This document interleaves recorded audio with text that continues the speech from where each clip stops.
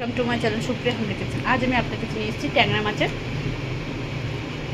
মাছের বেগুন আলু দিয়ে। তো তার জন্য কালো জিরে দিয়ে দিয়েছি ওই তেলের মধ্যে, আর হাফ পেঁয়াজ দিয়ে দিলাম। বড়ো সাইজের পেঁয়াজটা ছিল, হাফ দিয়ে দিলাম।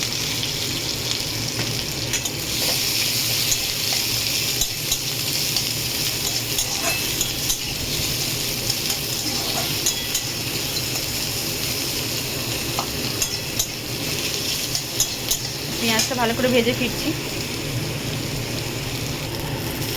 পেঁয়াজটা ভাজা হয়ে গেছে বন্ধুরা, দেখুন এরকম ভাজবো।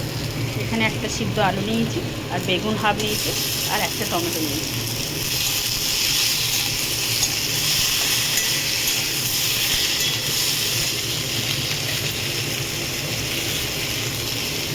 স্বাদ মতো নুন দিয়ে দিলাম। যেহেতু এখন আমরা কম মশলা রান্না খাচ্ছি, খুবই কম তেল মশলা।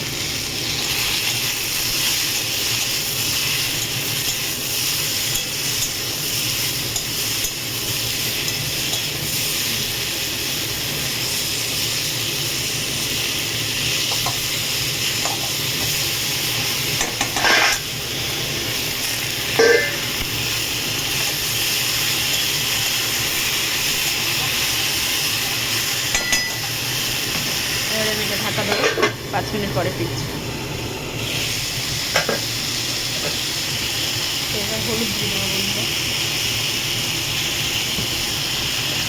একটা সিম্পল রান্না করছি, কী বলবো, মাঝে মাঝে কম তেল মশলাও রান্না করে দেখানো ভালো। সবসময় বেশি তেল মশলা রান্না করে দেখানোটা ঠিক না। তো যাই হোক,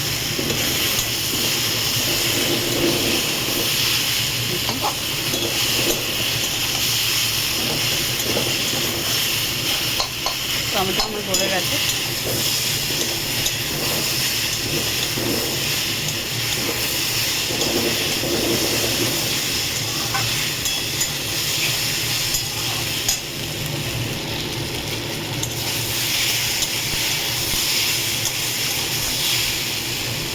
মাছগুলো ছড়িয়ে দেবো এর সাথে।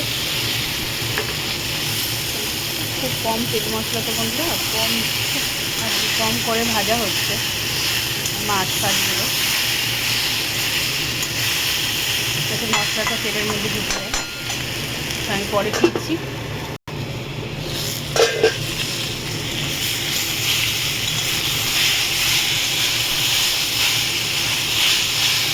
দেখুন মাছগুলো খুব মশলার সাথে কষিয়ে নিলাম। তো এবার আমি 1 কাপের মতো জল দিয়ে দিলাম। জলটা দিয়ে দিলাম। এবার একটা ঢাকা দেবো বন্ধুরা, জলটা ফুটলে ফিরছি। তো বন্ধুরা দেখুন জলটা ফুটে উঠেছে। জিরা গুঁড়ো দিয়ে দিলাম, গোলমরিচের গুঁড়ো দিয়ে দিলাম,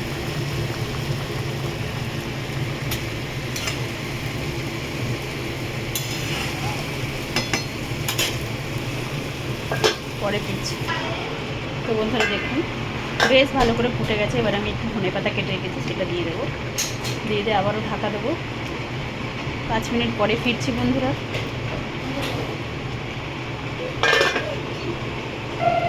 তো বন্ধুরা 5 মিনিট হয়ে গেছে দেখুন।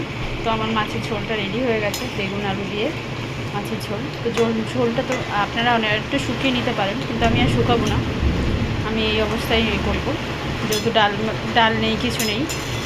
তো আপনারা ট্রাই করবেন, ট্রাই করে কমেন্ট সেকশনে কমেন্ট করে জানাবেন রেসিপিটা কেমন লেগেছে। ভালো লাগলে লাইক কমেন্ট শেয়ার করবেন, আর আমার চ্যানেলটা সাবস্ক্রাইব করবেন। ভালো থাকবেন, সুস্থ থাকবেন। Thank you for watching.